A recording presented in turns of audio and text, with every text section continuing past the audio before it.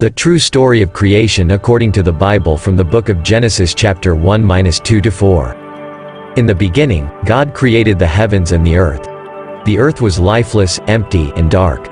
Then the Spirit of God moved across the vast emptiness. He said, "Let there be light."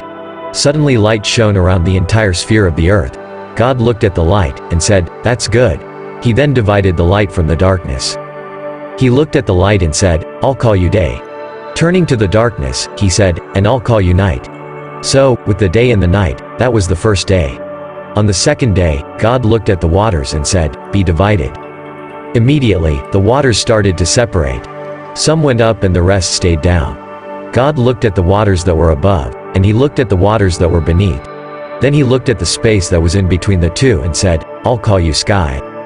On the third day, God focused on the waters that were below the sky.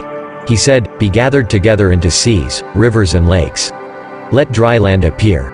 Suddenly land rose up from the waters. Rivers flowed off the land, separating the hills and causing valleys. Lakes and seas were everywhere. God looked at the dry land and he looked at the seas and said, "That's good." Then he said to the land, "Bring forth vegetation. Let there be grasses, vegetables, herbs, and trees. All of them will have seeds, so that life may continue on." Immediately plants started growing across the entire earth. There were grasses, flowers and vegetables. There were trees of many different kinds. Some would become tall, while others would remain close to the ground. Some of the trees would produce different kinds of fruit. All this vegetation grew from that day forward, and they all had seeds so life could continue on. On the fourth day, God looked into the heavens and said, "Let there be lights, a greater light to rule over the day, and a lesser light to dominate the night. They'll divide the day and the night, and be for signs and seasons, days and years." Immediately the sun started moving across the sky, giving light and warmth to the earth. The moon and stars filled the night with splendor and brilliance. God looked at the sun, the moon, and the stars and said, "That's good." On the fifth day, God looked at the sky and the waters that were below it. He said, "Bring forth life. Let there be birds in the skies, and fish and sea creatures in the water." Immediately sea creatures started moving in the seas, lakes, and rivers. Some were large and others were very small.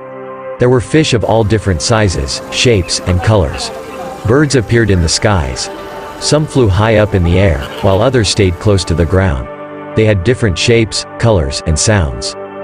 God looked at the sea creatures, the fish, and birds. He said, "That's good." He blessed them and told them to multiply and fill the seas and skies. On the sixth day, God said to the earth, "Bring forth living creatures. Let there be wild animals and others that can be tamed." Immediately, animals started walking across the earth. Some were huge, and others were very small. God looked at them and said, "That's good." Then God said, "Let's make people. We'll make them to be like us. They'll rule over the fish of the sea, the birds of the air, and the animals that move across the land." So God made a man and a woman, and he blessed them and told them to multiply and fill the earth with people. He told them to rule over all he had made. He then gave them fruit, grains, vegetables, and green plants to eat.